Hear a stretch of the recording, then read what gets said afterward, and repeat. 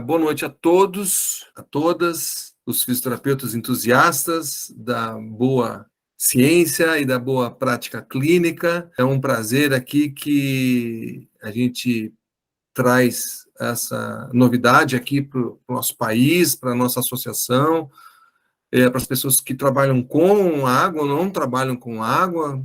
A abordagem de ciência é a mesma. Então, muito obrigado por vocês acreditarem em mais essa proposta que eu estou fazendo aqui, e aí reunir amigos que são parceiros e que estão a fim, de fato, pensar em ciência. Quando eu e a Ana Angélica, a gente conversou, a Ana Angélica vai falar daqui a pouco para vocês, nós aprofundamos as nossas ideias e chegamos, vamos fazer um Journal Club. Então, a gente tentou dar um nome para um Journal Club, que é muito comum nos Estados Unidos, no Canadá, na Europa, participei de vários, sempre vinculado com a universidade, né, sempre vinculado com os programas de pós-graduação. E eu disse, vamos fazer alguma coisa que não seja vinculada à universidade, nem com pós-graduação, vamos vincular a quem tem interesse, aluno, professor e clínico. E aí a Ana Angélica embarcou nessa proposta, eu convidei meu amigo e professor Wellington Oliveira, de Belém, também defendeu doutorado recentemente. A Ana Angélica vai se apresentar daqui a pouco, ela é uma doutoranda, e nós vamos fazer essa troca aqui de conhecimento com vocês. Oi, gente, boa noite. Bom, eu sou a Ana Angélica e eu estou terminando o doutorado, estou na reta final, faltam menos de 3 meses para acabar. E aí, no meio desse processo, eu idealizei também um projeto que se chama Pesquisa Rara, porque eu sempre atuei na fisioaquática, mas eu também atuo na área de doenças neuromusculares.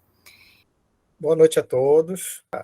O ganho, né, de estar estudando, de estar pesquisando, de ver aquilo que você se dedicou por 4 anos se concretizando também tem um valor, né, não tem preço. E, Jefferson, muito obrigado pelo convite, né, pela oportunidade de estar aqui. Eu acho que é uma iniciativa fantástica da gente poder estar discutindo, né, ciência da fisioterapia aquática, né?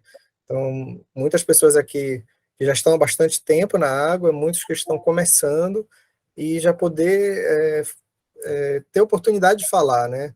Aqui, né, desde que as pessoas queiram, né, terão oportunidade de tirar suas dúvidas, né, dar sua opinião, e estar em contato com pessoas que estão no dia a dia pesquisando na fisioterapia aquática. Então, é uma iniciativa notável, muito feliz de estar junto com vocês aqui. Primeiro eu quero fazer uma reflexão com vocês. Parece clichê, né? A gente falar sobre a caixa de ferramenta, mas eu gostaria que todos que estão presentes aqui, eu gostaria que vocês fizessem a seguinte reflexão, assim, cada um tem uma formação, cada um tem um momento, cada um traz os seus grilos, cada um traz as suas dificuldades, todo mundo sabe aonde que pega mais, onde que pega menos. Então, a formação é uma coisa importante e a gente vai estar falando mais horizontalmente. E, na verdade, o que eu gostaria com o Journal Club é que a gente fosse o mais horizontal possível e não se preocupar muito e respeitar muito o que você traz. Deixar o meu respeito ao momento e ao conhecimento prévio que você traz para esse momento, para essa discussão. E aí, então, eu acho que esse é o primeiro ponto. E o respeito também aos autores que cederam esse texto, já que está público, para a gente discutir, né? Que são pessoas, são fisioterapeutas e médicos da China, e também, no meu respeito, eu não quero em nenhum momento ser desrespeitoso pelo que eles escreveram. Só que, uma vez que está público, a gente pode tecer as nossas críticas, nossos elogios e sugestões, e que sirva de lição o que está escrito, porque está público, não é? Por que eu escolhi o ensaio clínico aleatório? Porque ele é uma pergunta primária, é um estudo primário que me traz uma pergunta de tratamento e que me mostra que é característica do fisioterapeuta lidar com tratamento e ou prevenção. Então, o ensaio clínico, o estudo primário, começa com o estudo primário, e nos próximos a gente pode discutir algumas outras coisas, são outras formas, outras possibilidades de estudos. Mas olha só, outras perguntas, né? Já que hoje é a pergunta de tratamento. Só que para qualquer tipo de pergunta que eu traga, eu preciso ser muito pontual, algo que se chama validade interna, que é entender o método do estudo que está sendo discutido. Isso é para você aprende na faculdade, bem ou mal, mas você aprende, e depois, se você aprender bem, você vai lidar bem quando você for profissional, e se você aprender mal, você vai acabar sofrendo com essa situação. Então, assim, eu escolho um estudo, o estudo é de tratamento, tem relação com a fisioterapia direta, ele é um estudo primário. Por que seria um secundário? Secundário seria uma organização de ensaios clínicos que se chama revisão sistemática, ou qualquer outro tipo de revisão, tá bom? Após uma reunião, tudo isso que eu estou trazendo, propondo, após uma reunião da Associação Brasileira de Fisioterapia Aquática, ela, segundo seus diretores, a gente acha que isso poderia virar institucional, como a Associação Brasileira de Fisioterapia Aquática propondo e apoiando esse tipo. Tanto a comissão científica quanto a comissão educacional, e você pode ver que a fala hoje ela vai ter essa mistura de função educacional e função científica. Então não é só científica. Tudo bem? E eu falei um tema aqui sobre validade interna do estudo. Todo estudo tem que ter, na verdade, um coração que pulsa, que bate e que está bem, está sadio. Isso significa que o estudo, na verdade, ele não deveria ter erros. Todos os estudos têm erros, vai depender, assim, dessa quantidade de erros que a gente encontra, se ele afeta ou não afeta os resultados. Guardem isso, porque no final, se eu lembrar, né, vocês vão ver que vocês vão ter que voltar com essa pergunta. Se todos os estudos têm erros, esse estudo que nós vamos apresentar, ele afeta ou não afeta os nossos resultados? Pois bem, validade interna, então, é a parte do método, a parte correta para você responder a tua pergunta. Cada tipo de estudo primário tem uma validade interna. Eu vou falar da validade interna do ensaio clínico. Então, você vai ver que a gente vai comentar sobre a aleatorização, sobre ocultação da locação. A gente quer saber se os grupos eram similares no começo do estudo, a gente quer saber se houve um mascaramento do avaliador, apenas esse interessa. Mas não é triplo cego? Não. Um ensaio clínico que envolve exercício, eu não posso ter o paciente mascarado e eu não posso ter o profissional que ministra a aula mascarado. Tudo bem?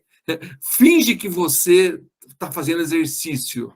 Finge que você é um AVE, etc, etc.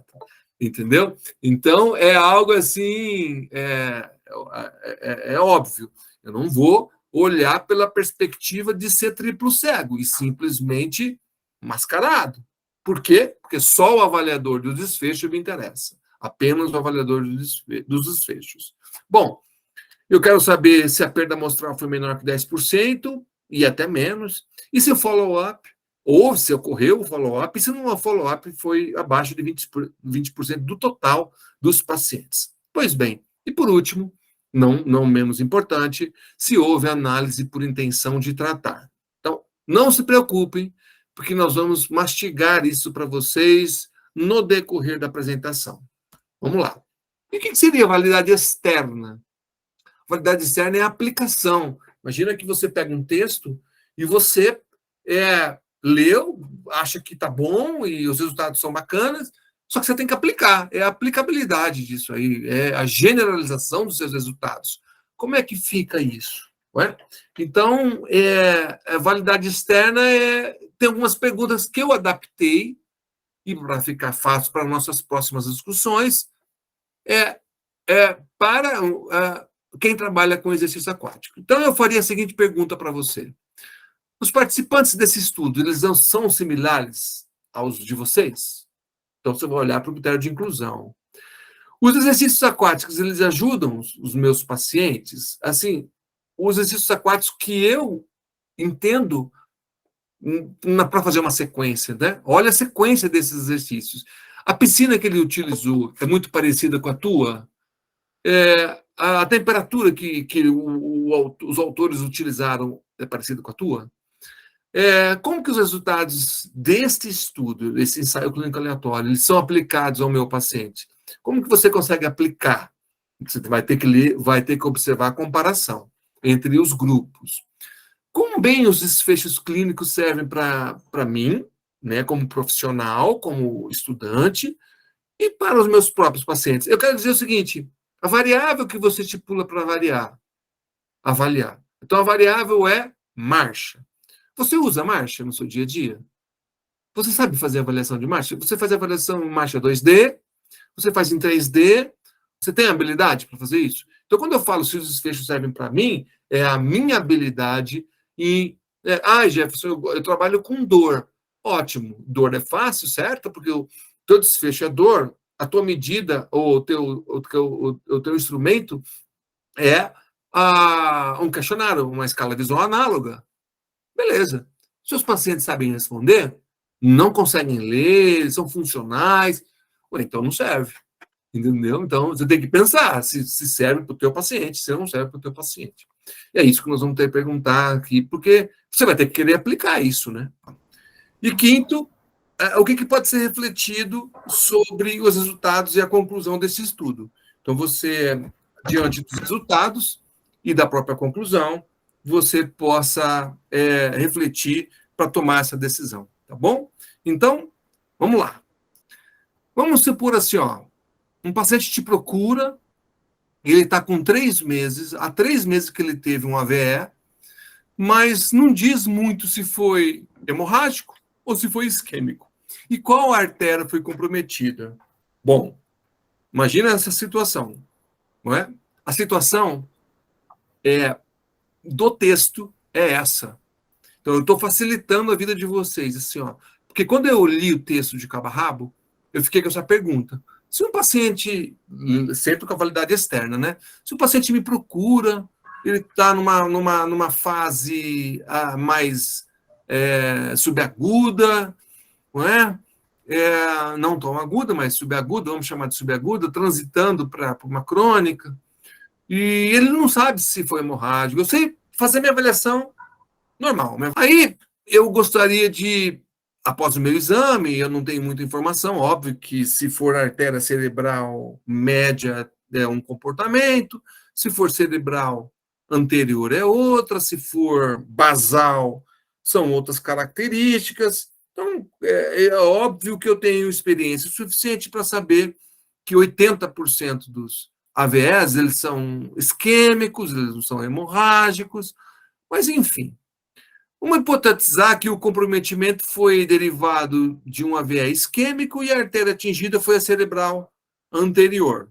Estou partindo desse pressuposto, tá? Aí você acaba se deparando com um ensaio clínico aleatório e que levanta a seguinte questão. Você se depara com um ensaio clínico aleatório e lá dentro do texto está escrito assim: a força do lado hemiplégico nos pacientes com AVE reduzirá a estabilidade geral, a endurance e a velocidade da marcha nesses pacientes. Como resultado, a força flexora e extensora do joelho no lado hemiplégico é de vital importância para esses pacientes. Todos esses estudos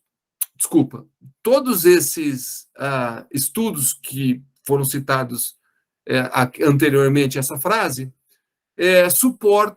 dão suporte aos nossos achados. Aí você imagina assim, ó, você tem um paciente, você acha um texto, e no meio, lá na discussão do texto, ele traz essa afirmação. E ele está dando uma pegada aqui sobre força. E aí vamos lembrar um pouco de força, né? Porque, na verdade, depende também, né? Se as áreas motoras primárias foram cometidas, ele vai ser plégico. Se as áreas motoras secundárias forem comprometidas, ele vai ter uma apraxia. Bom, óbvio que no meu exame eu vou dar uma olhada, aí eu, na hora, na minha cabeça vem assim, ó, independente da área, se é primária ou secundária, se é plegia ou se é apraxia, eu vou ter uma desinformação, um desligamento, assim vou chamar, da comunicação que vai para os músculos agonistas e antagonistas. Bom, diante desse fato que o aluno entende, que sabe o que acontece, aí eu vou para o estudo. E aí no estudo eu estou comparando assim, né? Eu tô fazendo um brainstorm aqui. Tenho o paciente, achei o texto, achei uma frase. Ele falou de força na avaliação, né? Porque do lado hemiplégico, mas do lado hemiplégico eu consigo interpretar fisiopatologicamente, que eu fiz com vocês aqui rapidamente. E aí a pergunta que não quer calar é assim, ó, o que ele está comparando? Exercícios aquáticos tradicionais versus exercícios aquáticos tradicionais, os mesmos, mais exercício de resistência. Eu falei assim, uau! Então tem dois grupos. Ele está chamando de exercício tradicional e de exercício aquático tradicional mais exercício de resistência. Tá bom, eu vou pagar para ler e aí nós vamos fazer um Journal Club a partir de agora para a gente entender por que tudo isso, né, nesse texto. Acho que a próxima é você, né?